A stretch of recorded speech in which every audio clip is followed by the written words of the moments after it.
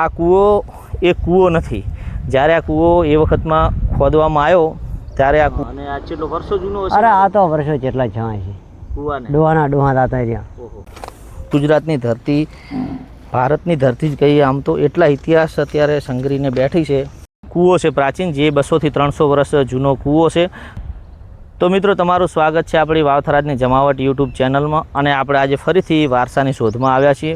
આજે મિત્રો આપણે આવ્યા હતા વડગામડા ગામની અંદર, જે થરાદથી 7-8 કિલોમીટર આવેલું છે અને વાવ-થરાદ જિલ્લાની અંદર થરાદ તાલુકામાં આવેલું છે. તો મિત્રો, આ ગામની અંદર એક કૂવો છે પ્રાચીન, જે 200 થી 300 વર્ષ જૂનો કૂવો છે. પહેલાં તો કેવું હતું કે પબ્લિકને પાણી પીવું હોય, ગમે તે હોય, નાવા ધોવાનું, તો એક જ જગ્યાએ તળાવ હોય, ગામ તળાવ હોય. ગામ તળાવના કિનારે તળાવની પાળ ઉપર કૂવો બનાવવામાં આવતો, જે ઊંડો છે. આ કૂવો મિનિમમ 100-150 ફૂટ જેટલો ઊંડો છે. અને અહીંયા કને તમે જોઈ શકો છો કે આ બધું અવાડો એ ટાઈપનું છે. અને અહીં કનથી પાણી ભરવા પણીહારીઓ આવતી. આ હું તમને બતાવું, આ જગ્યાએથી પાણી ભરાતું હતું. આ જે ગરગડીઓ અને એ બધું લગાવેલું છે, એ પાણી ભરાતું. અને આ કૂવો લગભગ 150 ફૂટ જેટલો ઊંડો છે. અત્યારે તો હાલ કબૂતરોનું ઘર થઈ ગયું છે. અને મિત્રો, આ કૂવો એ કૂવો નથી. જ્યારે આ કૂવો એ વખતમાં ખોદવામાં આવ્યો ત્યારે આ કૂવાની અંદરથી પ્રાચીન જૈન ધર્મને લગતી મૂર્તિઓ નીકળવામાં આવી હતી. એના ઉપરથી એવું નક્કી થઈ શકે છે કે આ જગ્યાએ પ્રાચીન સમયની અંદર જૈન ધર્મનું કોઈ બી જિનાલય હોય, દેરાસર હોય, અથવા જૈન ધર્મનો કોઈ ઉપાશ્રય હોય, એવું આપણને અનુમાન થાય છે. આપણે હવે એ મૂર્તિઓ, એ જગ્યાએથી મંદિરના પિલર, અને એક વસ્તુ તમારે જોવાનું કે જ્યાં જગ્યાએ શ્વેત કલરનો પથ્થર નીકળે એ જૈન ધર્મને લગતો જ હોય. કારણ કે જૈન ધર્મ છે એ શ્વેત પથ્થરનો વધારે યુઝ કરતા હોય છે. તમે આવો મારી સાથે, હું તમને એ પથ્થર નહીં બતાવું. તો આ જો મિત્રો, એક તો આ ટાઈપનો આ મંદિરનો શેપ આપેલો એ ટાઈપનો પથ્થર છે. એક આ પથ્થર છે. આ બાજુના ભાગમાં મૂર્તિઓ અને પિલર છે. મિત્રો, બધા જગ્યાએ બધું લખાણ તો નથી મળતું, પણ અમુક આપણે જેવા યુટ્યુબરો હોય, જે સોશિયલ મીડિયા ઇન્ફ્લુએન્સર હોય, એ આપણા સુધી, આ વારસો સુધી ગ્રામજનોના સપોર્ટથી મળતો હોય છે. આ તમે જોઈ શકો, જો આ જૈન મહાવીર સ્વામી હોય એ ટાઈપની મૂર્તિ છે. હરિયા જૈન સંપ્રદાયની 24માં તીર્થંકર હતા એમના. આ શેક ઊંધી જોઈ શકો તમે આ. અને એવું પણ કહે છે કે આ જગ્યાએ લખણવાળો પથ્થર હતો એક, એ સમયની લિપિ હતી, પણ એ હાલ આપણને મળતી નથી. તમે આ જો, આ આખો પિલર છે, કોઈ બી મંદિરનો પિલર હોઈ શકે છે. આ નીચેલો ભાગ હોય અથવા ઉપરનો ભાગ હોય. અને એવો ને એવો પથ્થર બીજો છે, હું તમને બતાવું સામે.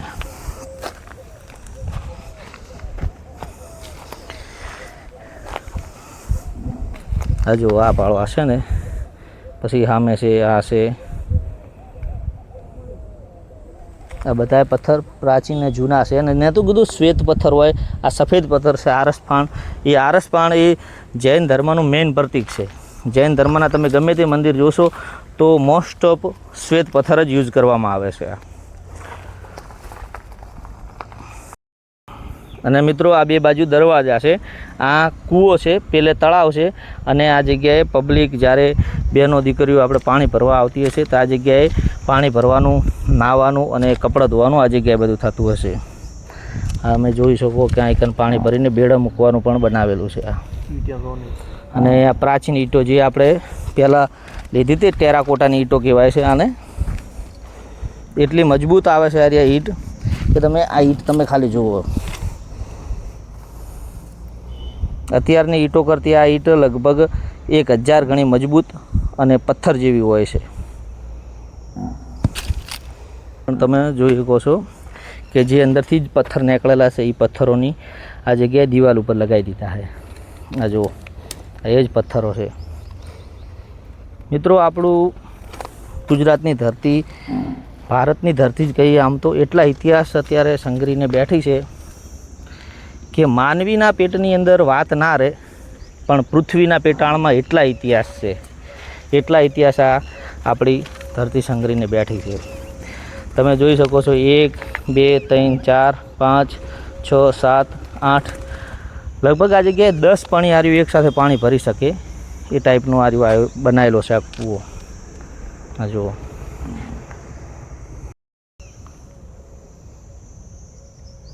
ના કૂવાનો અંદરનો વ્યૂ છે. પીવાનો હતો પહેલો અહીંયા આવતો એ કૂવામાંથી બહારમાં આવતો પછી અહીંયા આવતો. અને આર્યો આ વાડો હતો, આર્યો આ બધો? આ વાળો હતો આ પીવા માટે પાણી.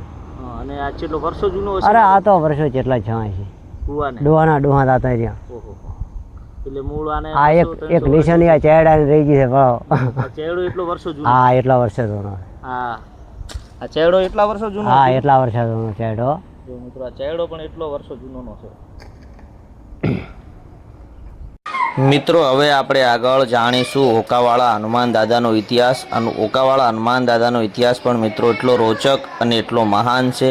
ઓકાવાળા હનુમાન દાદા કેવી રીતે નામ પડ્યું અને કેમ એમને ઓકાવાળા હનુમાન દાદા કહેવામાં આવે છે એ પણ એક અલગ કથા છે, જે હું તમને આ વિડીયોની અંદર આગળ સંભળાવું છું. મિત્રો આપણે આ હનુમાન દાદાના દર્શન કર્યા, એમનો પણ એક ઇતિહાસ અનેરો છે. અહીંયા કને આજથી 200-250 વર્ષ પહેલાં રાઘવપુરી નામના એક સંત અહીંયા રહેતા, હનુમાન દાદાની ભક્તિ કરતા અને સેવા પૂજા અહીંયા કરતા હતા. જ્યારે આ જગ્યાએ રાઘવપુરી મહારાજ રહેતા હતા એ વખતે રાત્રે એમને હોકો પીવાનો નિયમ હતો. હોકો પીતા ડેલી, જેમ અત્યારે લોકો જેમ બીડી અને ચલમ પીવે છે એમ એ વખતે રાઘવપુરી મહારાજ હોકો પીતા. અને રાતના સમયે ઊંઘતી વખતે તે હોકો પીને સૂઈ રહેતા. અને આ એ જ હોકો છે, આર્યો હોકો ખુદ આ જ હોકો પીતા અને હનુમાન દાદા આગળ મૂકતા અને એવું કહેતા, લે લંગડા હોકો પી. પછી એ એવું કરી મૂકી અને જતા રહેતા. ત્યારે આ જ મૂર્તિ છે, આ મૂર્તિ છે ખુદ આ મૂર્તિ આ હોકાને પીતી હતી, આમ ચલમ કરી અને હનુમાન દાદા આ હોકો પીતો. અને અત્યારે હનુમાન દાદાનું એટલું હાથ છે કે તમે ગમે તેવી માનતા કરો તો એ માનતા પણ અહીંયા કને પૂરી થઈ જાય છે. તો મિત્રો આ હનુમાન દાદાના દર્શન કરવા માટે લોકો શેખ દૂર દૂરથી આવે છે. એવું કહેવાય છે કે શેખ કચ્છ કાઠિયાવાડથી પણ આ લોકો દર્શન કરવા આવે છે. અને મિત્રો આ હનુમાન મંદિર છે, હોકાવાળા હનુમાન કહેવાય છે. આ મંદિરે દર શનિવારે ભજન ભાવ હોય છે અને દર હનુમાન જયંતિનો આ જગ્યાએ ડાયરો અને ગામ મેળાવડો પણ હોય છે.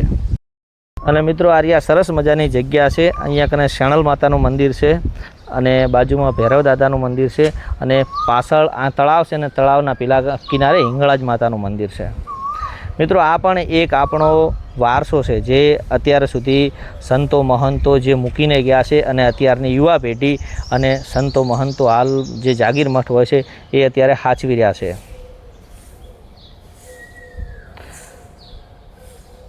તો આપણે આગળ હનુમાન દાદાના દર્શન કર્યા, જે હોકાવાળા હનુમાન દાદાના દર્શન કર્યા અને એમનો ઇતિહાસ જાણ્યો.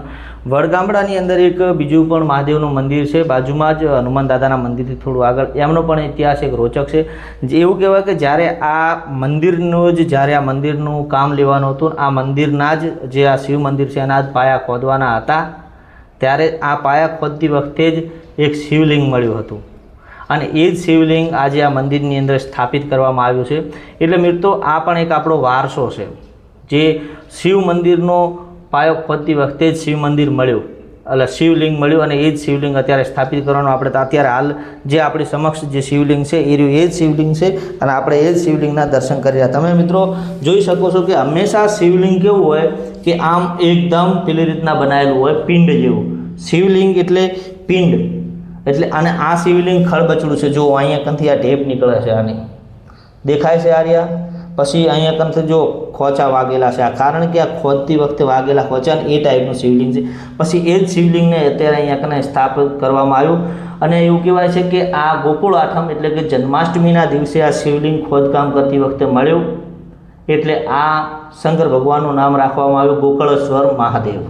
મિત્રો આ જગ્યાએ હીરાપુરી નામના સંત રહેતા હતા. એ સંતનો ઇતિહાસ એવો છે કે આ સંત એક સમય હતો, બપોરનો સમય હતો, સંત આરામ કરી રહ્યા હતા અને આ જગ્યાએ આ પ્રાંગણની અંદર અહીંયા કને એક ગુંદાનું ઝાડ હતું. એ સમયે બપોરના સમયે છોકરાઓ હશે 6, 7, 8 જેવા છોકરા હશે, એ છોકરા છે આ જગ્યાએ આવી અને ગુંદીના ઝાડ ઉપર ચડતા હતા, ઉતરતા હતા અને ગુંદી ખાતા હતા અને હીરાપુરી બાપુની ઊંઘમાં ખલેલ પડતી હતી.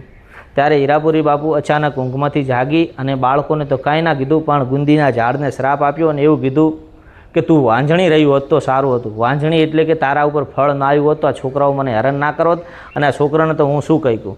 તો એ હીરાપુરી બાપુના કહેવાથી ગણતરીના જ સમયની અંદર એવું કહેવાય છે કે ગુંદાના ઝાડ ઉપરથી ગુંદાના ફળ એક ટપો ટપ નીચે પડવા માંડ્યા અને એના ઉપર ક્યારે પછી પણ ફળ ના આવ્યું અને એ સમય જતા એ ઝાડ સુકાઈ ગયું અને જ્યારે આ મંદિરનો નવો જીર્ણોદ્ધાર કરવામાં આવ્યો ત્યારે ઝાડને કાઢી નાખવામાં આવ્યું. તો મિત્રો આ પણ એક આપણો વારસો છે, જ્યાં આપણા બાજુની અંદર આવા મહાન સંતો થઈ ગયા છે અને મહાન સંતોના કારણે જ આપણી આ પૃથ્વી આજે ટકી રહી છે. હીરાપુરી બાપુની સમાધિ, અને એવું કહેવાય છે કે હીરાપુરી બાપુ અહીંયા કંથી શ્રાપ આપીને આ ગામમાંથી નીકળી ગયા હતા અને અહીં કંથી થોડે દૂર ગામ આવેલું છે ભાચર. એ ગામની અંદર એમણે જીવત સમાધિ લીધી. આ જગ્યાએ એમના પગલાં પૂજાય છે. રઘનાથપુરી બાપુની ગાદી અને એમનો ધૂણો. એવું કહેવાય છે કે રઘનાથપુરી બાપુ આ જગ્યાએ આ મંદિરની સેવા પૂજા કરતા હતા અને પછી એ અહીંયાથી ખાનપુર ગયા અને ખાનપુરજીની અંદર જઈ અને એમણે સમાધિ લીધી. પણ એમના ચરણ પાદુકા અને જે પોતાનો બેડ હતો, અહીંયા ગાદી પણ અત્યારે હાલ હયાત છે.